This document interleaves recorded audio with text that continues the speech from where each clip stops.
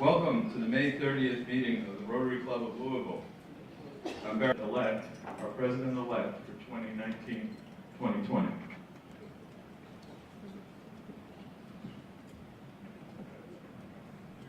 Good afternoon, everyone. I am truly honored to have the opportunity to introduce today's speaker, Commissioner Wayne Lewis. Wayne is a native of New Orleans, and he completed his undergraduate studies at Loyola University in New Orleans. He earned a master's degree in urban studies with a concentration in public administration at the University of Akron, and then completed a post-baccalaureate teacher preparation program in special education at the University of New Orleans. He earned a PhD in educational research and policy analysis with a cognate in public administration at North Carolina State University. His published research and writing over the last decade has been in the areas of education policy and politics, along with school, family, community engagement, and school choice.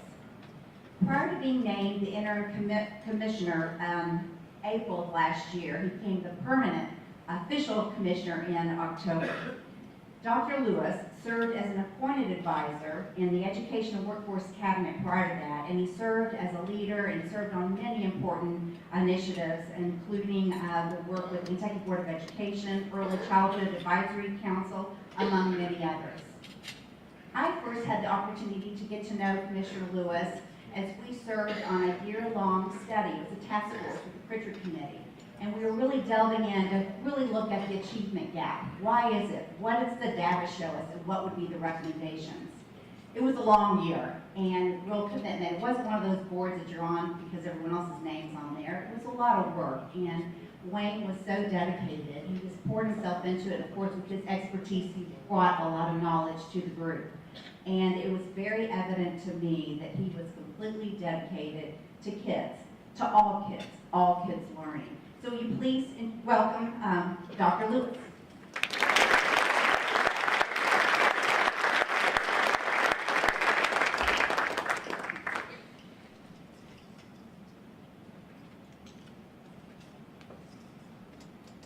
Good afternoon, everyone. It is an honor to be here. I am so pleased to have the invitation to spend some time talking with you this afternoon. Julie, I thank you for your introduction. Julie is a cherished colleague and friend, and I appreciate your support and the work that you guys do at KDC as a department. It's incredibly important to our work and our overall mission as a state to advance education outcomes for our kids. I want to talk with you just a little while this afternoon about the KDE vision. I wouldn't suspect that our vision statement is something that you were familiar with previously. I wouldn't have suspected that it was something that a lot of folks at KDE were familiar with previously. When I came to the department in April, I decided that I wanted to take a fresh look at the department's strategic plan. I'd seen the strategic plan before. I thought it had some really promising aspects. But one of the things that I thought it was lacking was an explicit focus on improving student outcomes. Now, the relationship between the State Department of Education and student outcomes is an indirect. And that would be the reason why very few, if any, other state departments of education tie their success to the success of students. But I don't think there's any way possible that we can move forward as a state unless me as commissioner and our department begins to hold ourselves accountable based on the movement of our kids. It can't be enough for us to say we've worked hard, we've tried new things, we love kids. All of those things are true, I believe, in every state in the country.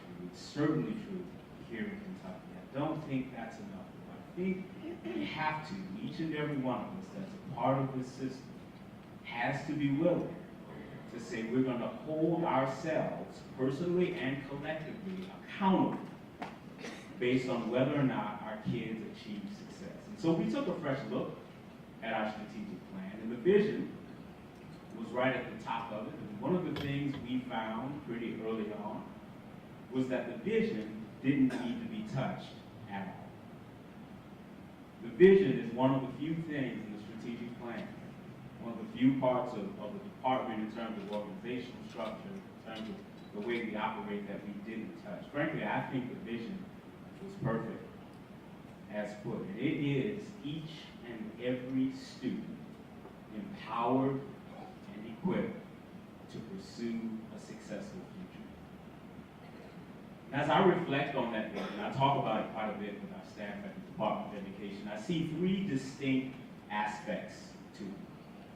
The first is the emphasis on each and every student. And for me and for our department, those are not merely words. It gets to the idea that we believe and want to be held accountable for each and every child in our public education system. That's regardless of their school district, regardless of the region of the state, regardless of their socioeconomic status, regardless of their race and ethnicity, of whether they have a disability or not. We think we have a responsibility to each and every student, regardless of background, regardless of circumstances, to ensure that they have the opportunity to be successful. We're not there yet as a state. It doesn't mean that's not where our heart has been. It doesn't mean that's not where we've been pointed toward. It doesn't mean that we've not made significant strides toward that place, in fact, over the last 10 to 20 years. We have certainly. This is not the public education system that the Commonwealth of Kentucky had 20, 30, 40 years ago. Not at all. That was the time when we looked at our public education system at the state, and quite often we fell right at the bottom or very near the bottom in terms of any rankings you could find on public education systems or education outcomes. That's not where we are today. By most rankings, by most measures, our state has a public education system that's in the mid-30s. So you could put us somewhere around the middle 50% of states. That's significant progress from where we were in the 1980s. Pretty significant turnaround.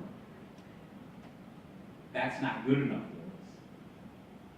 Those of us who live in Kentucky and love Kentucky kids and believe in the possibility of this Commonwealth, middle 50%, mid-30s is nowhere near where we have the potential to be, where we have to be if we're going to realize the potential of this Commonwealth. Second, the area that we have not made progress since the 1980s is on the each and every student front.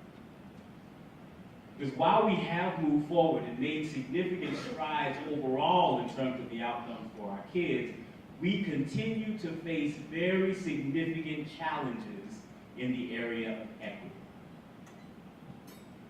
So the gaps that once existed, persist. The differences between the performance and the outcomes of kids from low-income backgrounds and middle-income and affluent peers, from kids of color and their white peers, kids with disabilities and their typical peers. We have significant gaps. And unless you believe that a kid's background, kid's circumstances, their race and ethnicity means that he or she does not have the ability to learn and to achieve like other kids, then you subscribe to what I believe. That is that we have to do a better job of ensuring that those kids have opportunities and that we can close those gaps. So here's what I'm not suggesting, what I get accused of sometimes, is the idea that kids' backgrounds, particularly socioeconomic backgrounds, their family circumstances, their communities, has no impact, that we should be able to completely overcome the challenges that kids come to school with what we do in school. We completely erase that. It's not possible. And if we believed it was possible, we wouldn't spend the type of time and energy that we spend with our own children and grandchildren and nieces and nephews. Because we know that out of school time for kids is critical, and as much as their test scores is a reflection of what's happening in the classroom, it's a reflection of what's happening at home. It's a reflection of what's happening in communities. So I would never suggest that schools should be held accountable for completely overcoming that, or that they're able to completely overcome those challenges. Here is what I am suggesting. And I'm suggesting it because there are proof points across this Commonwealth, and in fact across this city, that there are schools and educators and school districts where kids come from really difficult situations, have really difficult challenges, learning challenges, socioeconomic challenges, family challenges, and there are educators and schools in this Commonwealth across this country who are flat out getting it done. We know it is possible to make major movement in the learning for kids because Kentucky schools and educators are doing it. Some of us are doing it a lot better than others.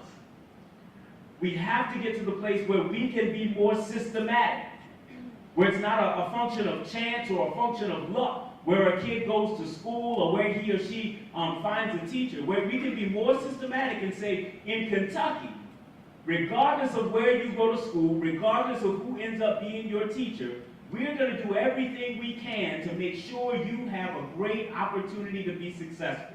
But friends, today that's not where we are.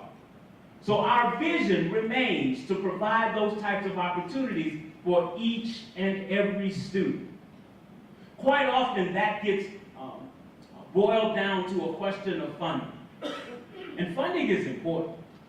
Right? There are some aspects of where we have to go in public education in Kentucky that we simply cannot get to if there's not additional strategic funding in education. Simply not possible. I'll point out one of those areas, one of a few. It's in the area of career and technical education. So we have a population of about 4.5 million people. I'll compare us to one of our northern neighbors, Ohio. Comparison to Ohio, we're less than half the population. But Ohio made a decision years ago. They were frankly ahead of their time that regardless of where a kid went to school, they were going to ensure that kids had access to career and technical education. And to that end, they created a system, a statewide system of regional schools where wherever a kid lives, wherever you go to school, you're not that far from a technical high school where you can acquire the skills, the certifications in a trade, in a technical area that equip you to go on into post-secondary education and either continue to study it or go into the workforce. Now, in comparison to Ohio, with more than twice our population, we have more than twice the number of technical high schools across the state. And we're not able to ensure that every kid in Kentucky has access to career and technical education services. It's going to take additional funding to ensure that every one of our kids has access to those opportunities. It's also, however, going to take us taking a serious look at the structure. Because we have nearly 100 technical high schools across the state. We're not providing the type of access that Ohio is providing with half the number and twice the number of kids, and we're still adding to the number of technical high schools that we have. That's but one example. Suffice it to say, if we are going to address equity, if we're going to make sure we're providing opportunities for each and every kid, yes, we're going to have additional funding. I'm not sure where that revenue is going to come from, but we're going to have additional funding. But funding alone is wholly insufficient for addressing the equity issues that we have in our system. In fact, if you just doubled the funding that we send to school districts and schools tomorrow, if you could wave a magic wand, you would have schools and districts across this state that have lots more resources But without addressing the inequities that are baked into the system, you would have a more resourced, inequitable system. It's going to take funding and, not funding or, it's going to take funding and. And while we're waiting for the funding and advocating for the funding, I would suggest there are really concrete and important steps we ought to be taking to address the inequities that exist. We can't use waiting for more funding as an excuse to change the inequities that exist that keep opportunities away from our kids. It's inexcusable. We have lots of work to do. Each and every kid empowered.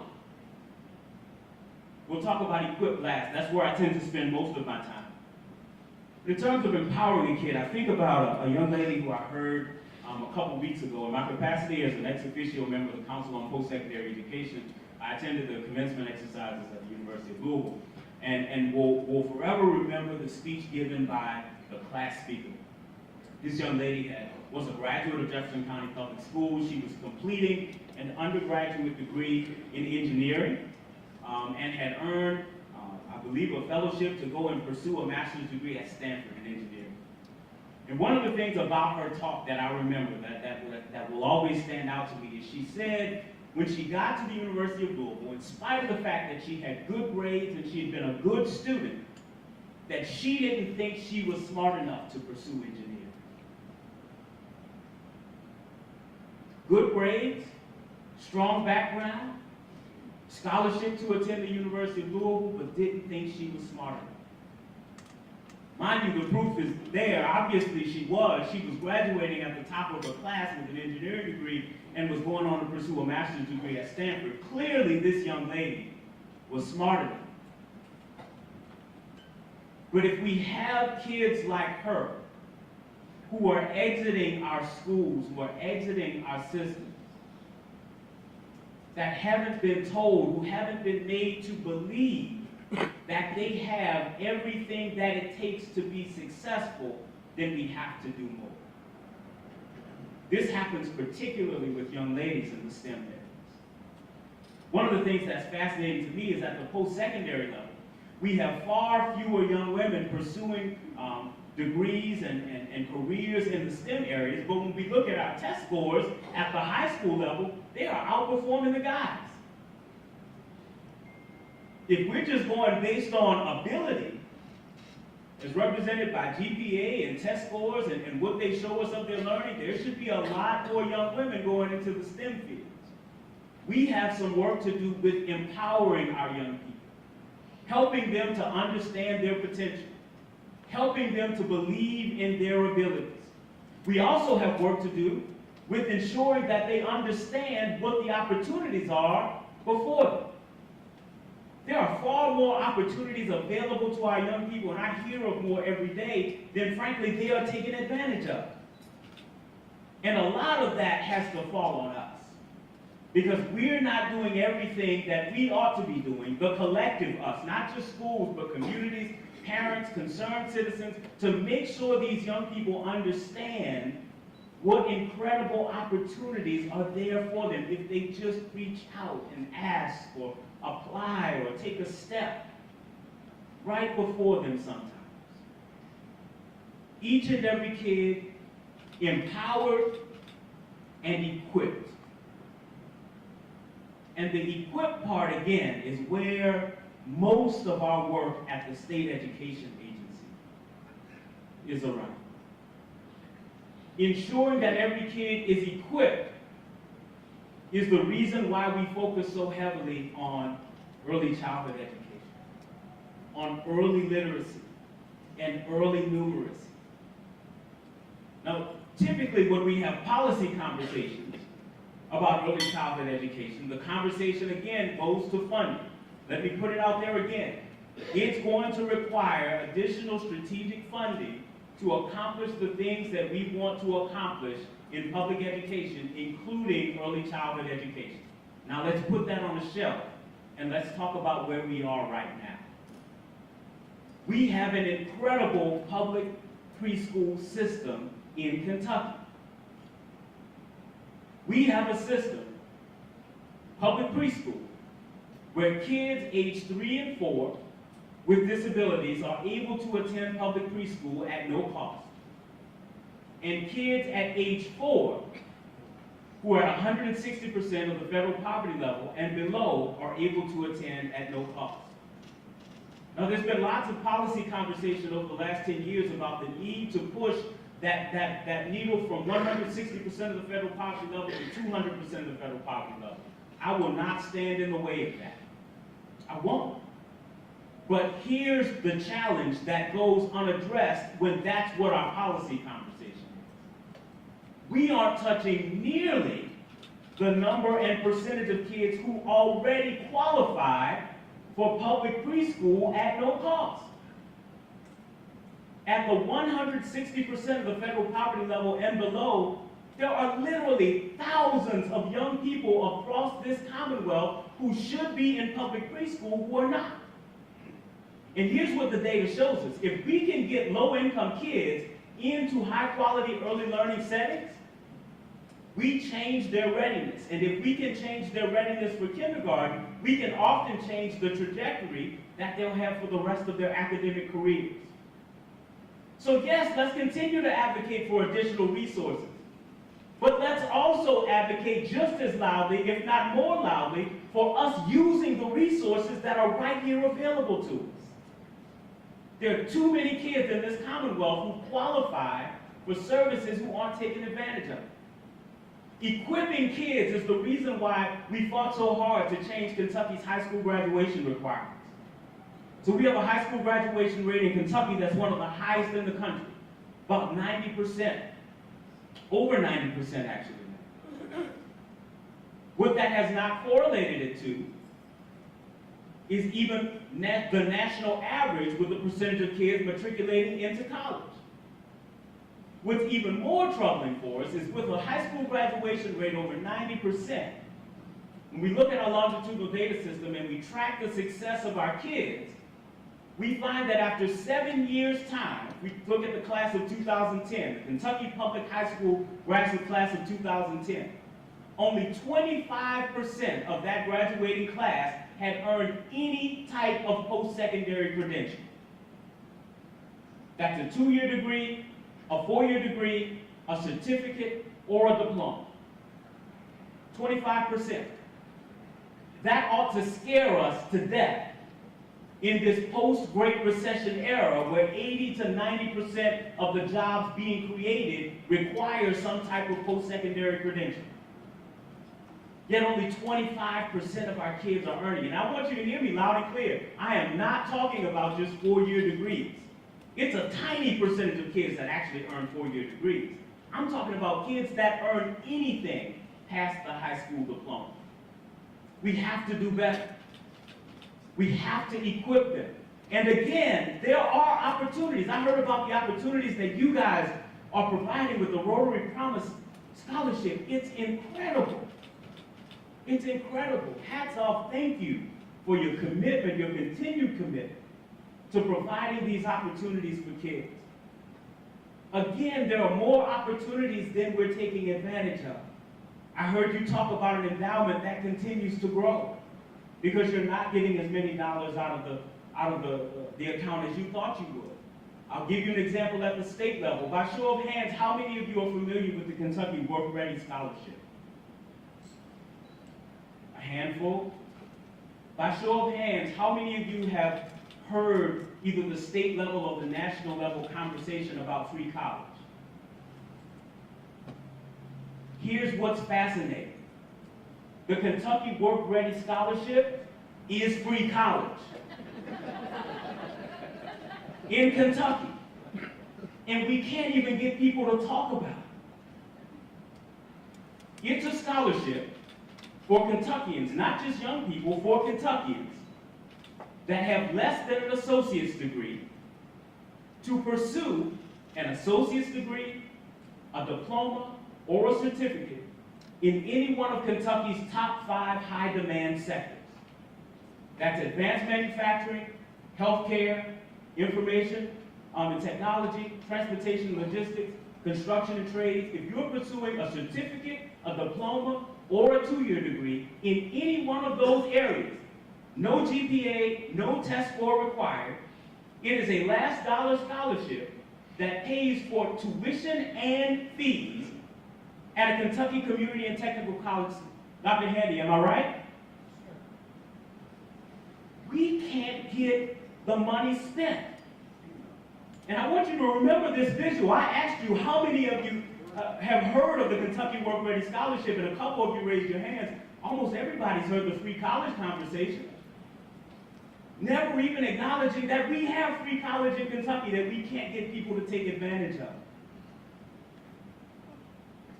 If you don't remember anything else from my remarks today, here's the tagline I would put on.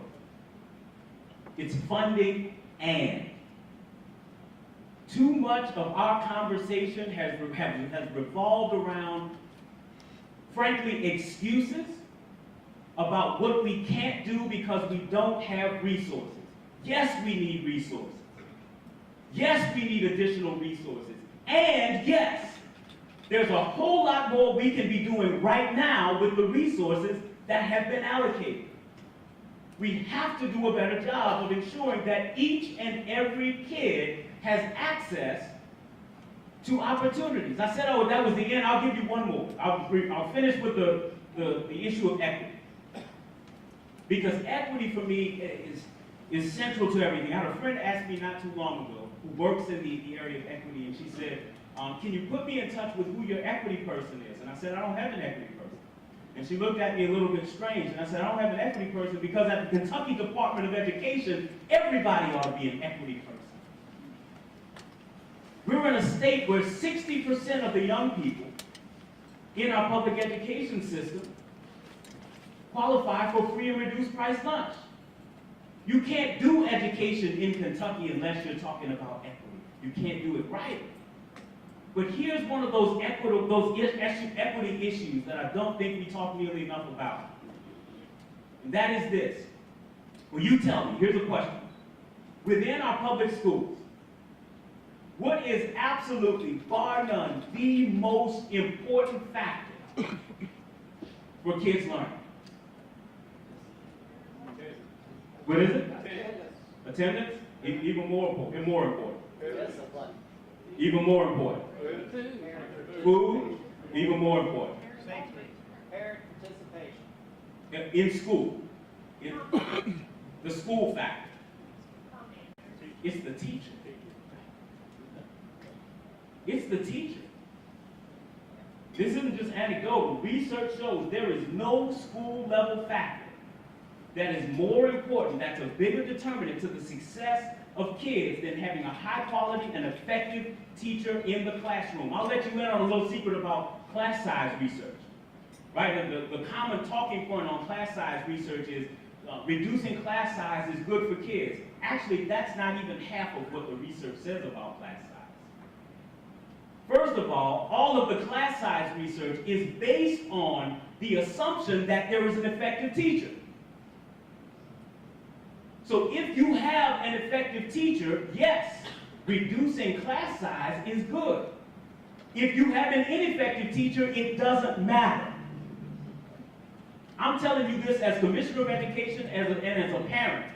I would rather have my kid in a cardboard box with an effective teacher than in a school with all the bells and whistles and a mediocre one. Teachers are that important.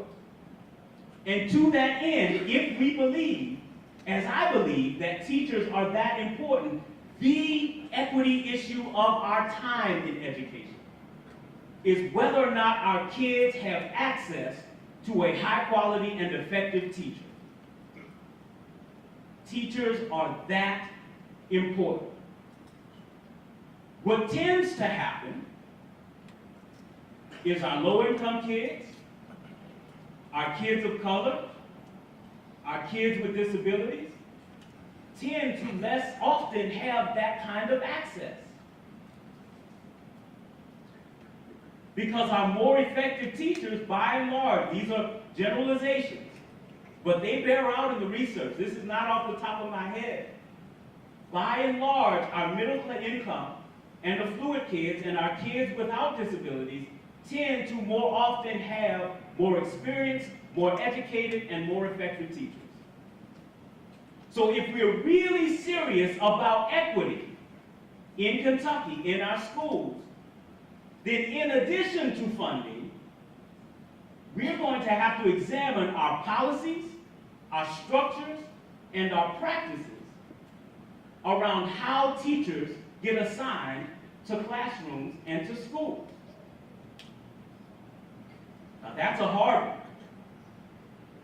But if we're serious about it, saying give me more money, let's do it. Let's continue to do it.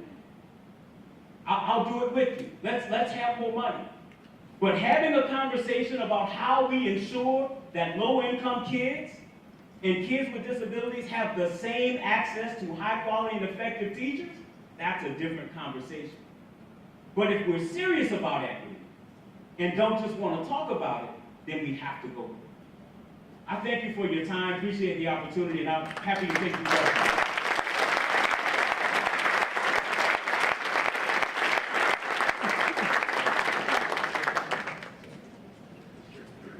We have time for 2 or 3 questions. Dr. Lewis, I'm Tony Kemper with the DePaul School. You so brilliantly noted the quality of teachers being preeminent. As you walk about classrooms in the Commonwealth, what are some attributes within the classroom that you see for those classrooms or those schools that are outperforming? It's amazing teaching, to be honest with you. I was in a classroom in Henderson County not too long ago. And they had recently gotten a grant to expand the technology that was available in the classroom. So there was a smart board, there was a lot of video going on. It was one-to-one, it was a first grade class, I believe. And every kid was on a device. And they were telling me about the technology, but I couldn't get past the teacher because the teacher was incredible. Because I've been in lots of classrooms with great technology. Everything that I saw in that classroom. But it was that teacher that made that technology come alive. And with those tools, with those resources, with that technology, that teacher was able to reach kids in new and impactful ways, in ways that she wouldn't have been able to without that technology. But I'd take that teacher over the technology any day if I had to make a choice. Dr. Lewis, thank you for coming. I really appreciated your impassioned speech today talking about our kids. I'm a member of the Bingham Fellows who came to talk to us earlier, but I did want to talk a little bit about what we do at Western and Iroquois High Schools as Rotarians, as community partners with, I've got your mission statement here, so that is a key.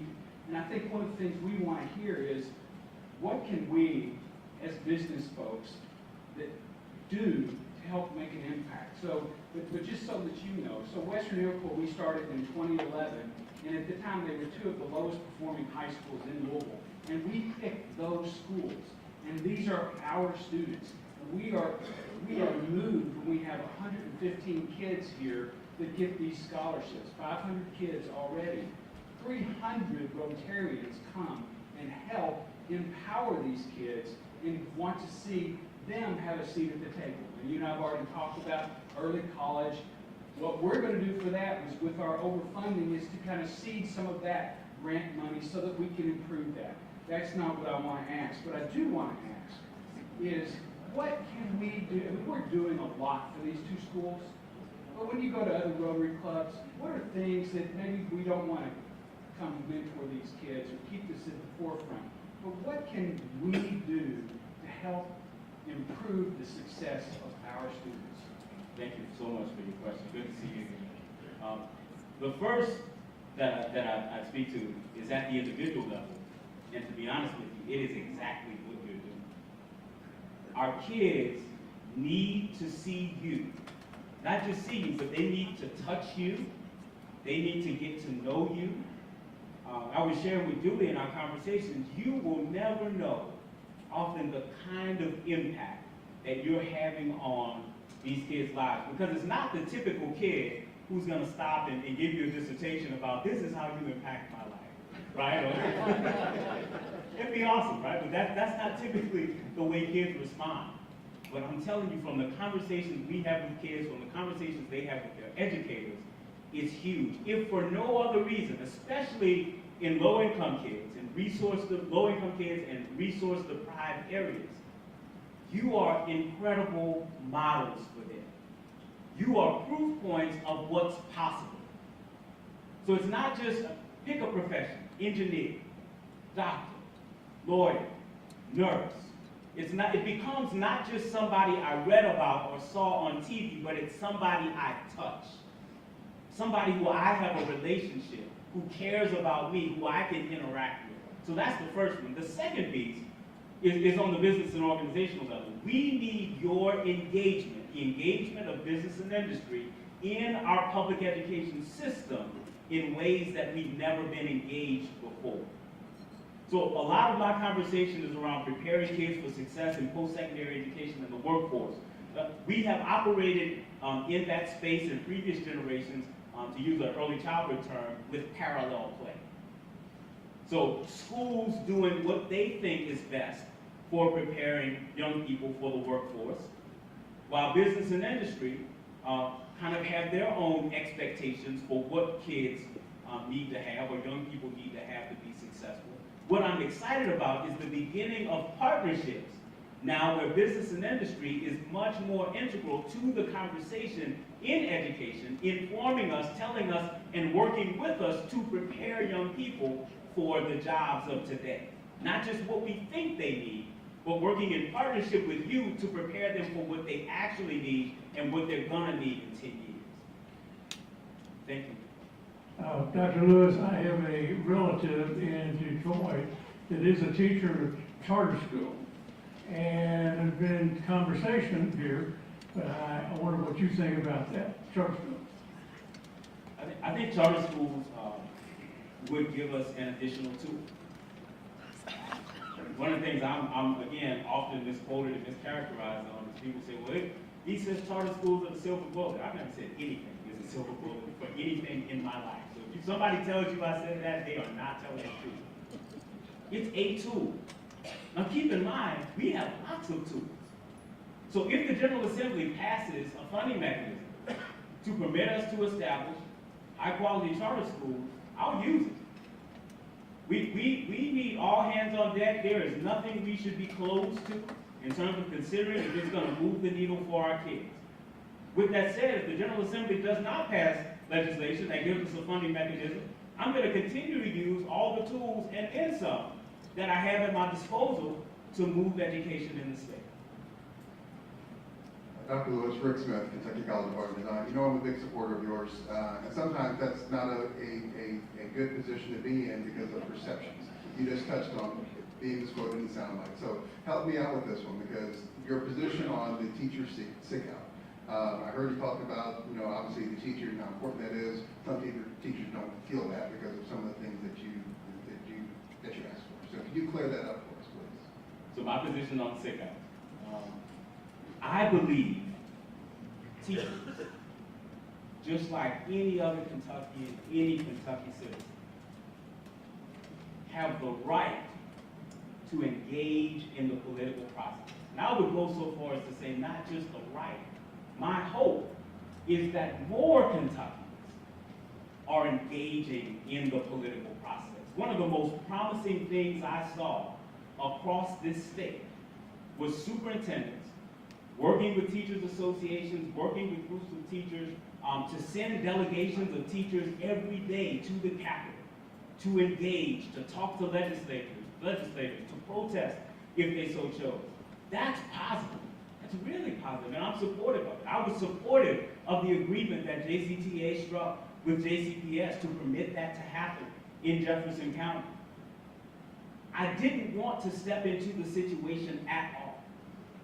And mind you, I only stepped into it after 6 days over the course of 2 weeks that our kids were out of school. And I will tell you, be 100% honest with you, my decision was first and foremost about kids. If it matters that kids are in school, then it matters that kids are in school. That does not negate the right of teachers to exercise their right to protest or to engage. But 6 days over 2 weeks that kids are not in school is not a good thing. Let me tell you something about accountability. Every instructional day for a kid matters. When I was a classroom teacher, one of the things that used to burn me up teaching high school was when a kid was absent, they'd come the next day and they'd say, "Did I miss anything?" And I wanted to say, "We didn't do anything." No, you didn't miss anything. Every instructional day matters.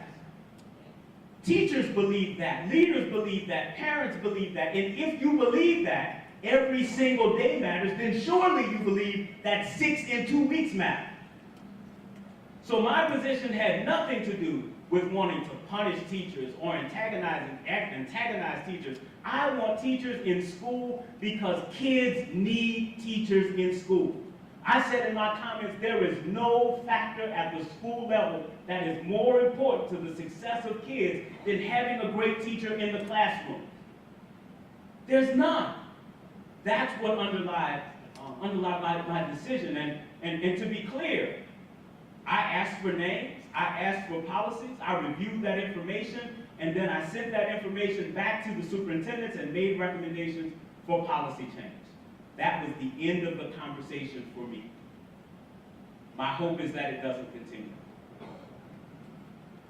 I'm Cliff Elgin, and I was a classroom teacher many years ago. I have friends that are still classroom teachers. And I agree with you 100% on the effectiveness of the teacher being critical. But what you haven't addressed, and what I don't see a lot of educators addressing, is safety. I have friends who teach who have been physically assaulted, suffered broken bones, and are back in the classroom. They tell me that entire classes are behind because they're afraid of one student in that class. What are we going to do to address safety in our schools? That's unacceptable.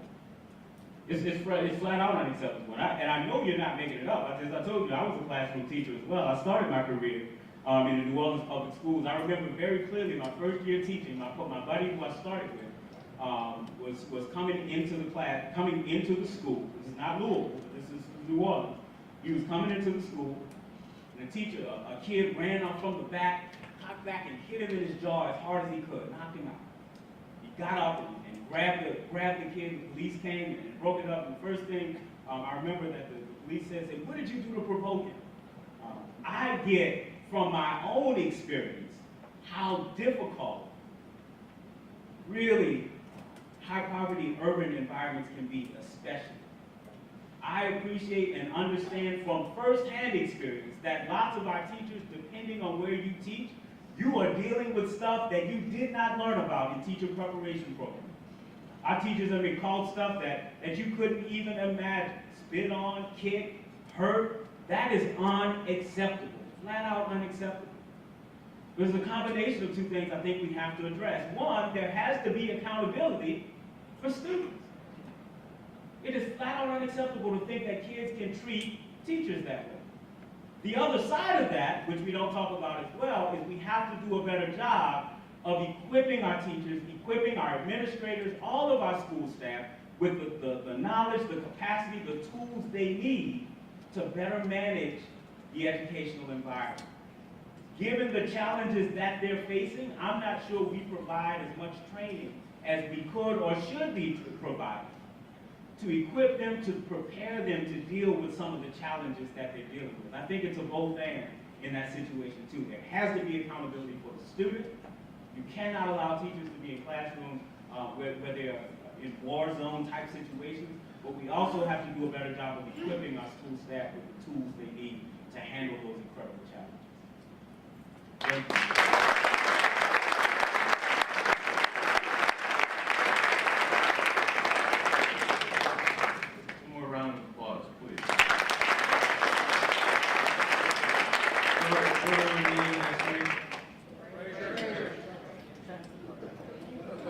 See Leland if you want to be a mentor for new members. And see Craig if you've got questions about Rotary. We are adjourned.